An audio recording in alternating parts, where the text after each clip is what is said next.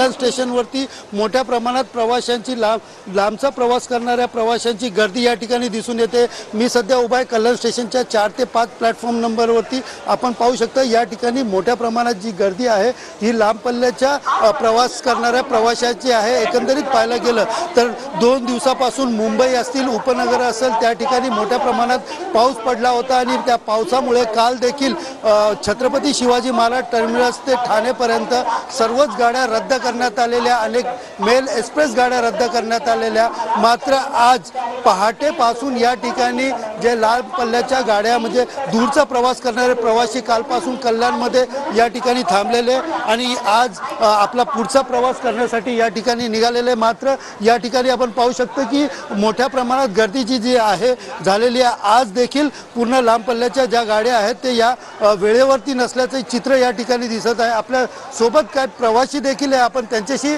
चर्चा करणार आहोत। सब आप कहाँ पर जाने वाले और कितनी देर से ट्रेन का इंतजार कर रहे हो? भागलपुर बिहार जाने वाला हूँ। कितनी देर से आप ट्रेन का इंतजार कर रहे हो? क्या 20 मिनट से 20 मिनट अभी आई नहीं है? अभी आई नहीं है। अजून काही प्रवासी आहेत या ठिकाणी आपण पाहू शकतो, त्यांच्याकडनं आपण जाणून घेऊया। आपण पाहू शकतो या ठिकाणी मोठ्या प्रमाणात प्रवासी जे आहेत ते मध्य ट्रेनची आपल्या मेल एक्सप्रेस गाड्यांची वाट पाहताना या ठिकाणी दिसत आहेत।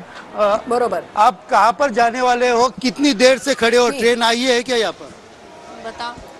हम जा रहे हैं अयोध्या धाम। 3 घंटे से बैठे हैं, अब ट्रेन लेट है।